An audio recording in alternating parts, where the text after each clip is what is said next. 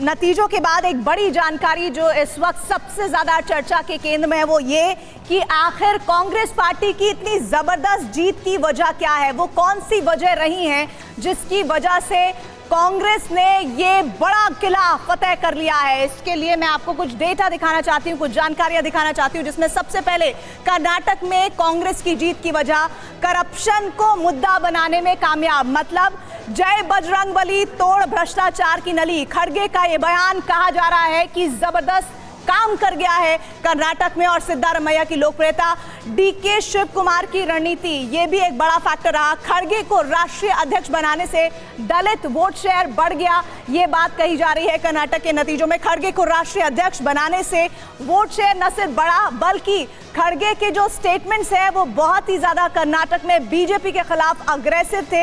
हालांकि election commission पहुंची BJP की तरफ से कि किसी तरह से उनको रोका जाए, लेकिन ये कहा जा रहा है कि राहुल गांधी की भारत जोड़ो यात्रा ने भी कार्यकर्ताओं के भीतर जोश बढ़ा, और ये जोश इतना ज्यादा भरा कि वहां पर लोगों ने खुलकर कांग्रेस पार्टी को वोट किया है।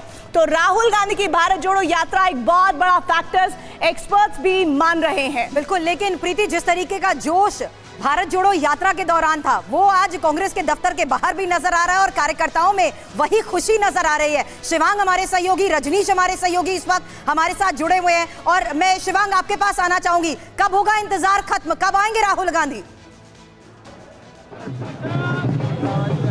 देखिए, मैं आपको तस्वीर दिखा दूं, यहाँ पे जितने भी कार्यकर्ता हैं, नेता हैं, पवन खेरा हो, जयराम रमेश हो, और पार्टी के जितने भी अन्य अधिकारी हैं वो बिल्कुल पलके बिछाए राहुल गांधी का इंतजार कर रहे हैं। लंबे वक्त, लंबे अरसे के बाद कांग्रेस दफ्तर 24 अकबर रोड पे ऐसा मौका आया है जब बम पटाखे यहाँ फूट रहे हैं और जश्न का माहौल है। लगभग 2014 के बाद से कई चुनाव यहाँ गुजर चुके हैं, उसके बाद 2 लोकसभा चुनाव और विधानसभा चुनाव के अंदर यहाँ आमतौर पर सन्नाटा पसरा रहता था।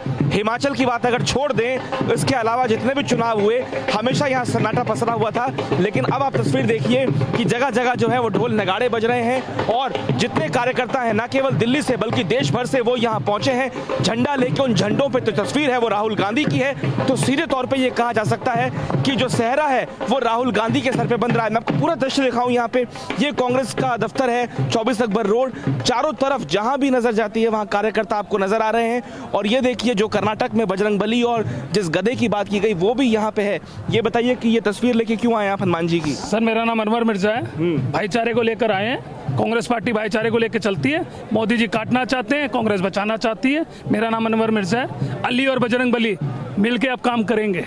इतने समय बाद कांग्रेस पार्टी जीती है कर्नाटक में, सर किस तरीके से इसको देख रहे हैं? इसका जो दूरगामी परिणाम है, क्या वो 2024 तक जाएगा? सर, हम गोवा भी जीत रहे थे, मणिपुर भी जीत रहे थे, लेकिन आपने देखा कैसे भारतीय जनता पार्टी ने वहां पर तोड़ा ताड़ी की गेम करी थी। हम वहां भी जीत कर हारते, लेकिन हम यहाँ भी जीते। सबसे ज्यादा जो श्रेय जाता है कर्नाटक की जनता को जाता है, जिन्होंने विश्वास करा, और बजरंगबली।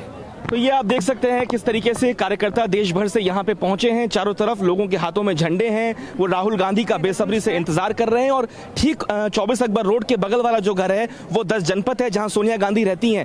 इसी घर से निकल के आमतौर पर जो ये कॉरिडोर है, राहुल गांधी आते हैं जब भी चुनाव खत्म हो जाते हैं, नतीजे सामने आते हैं।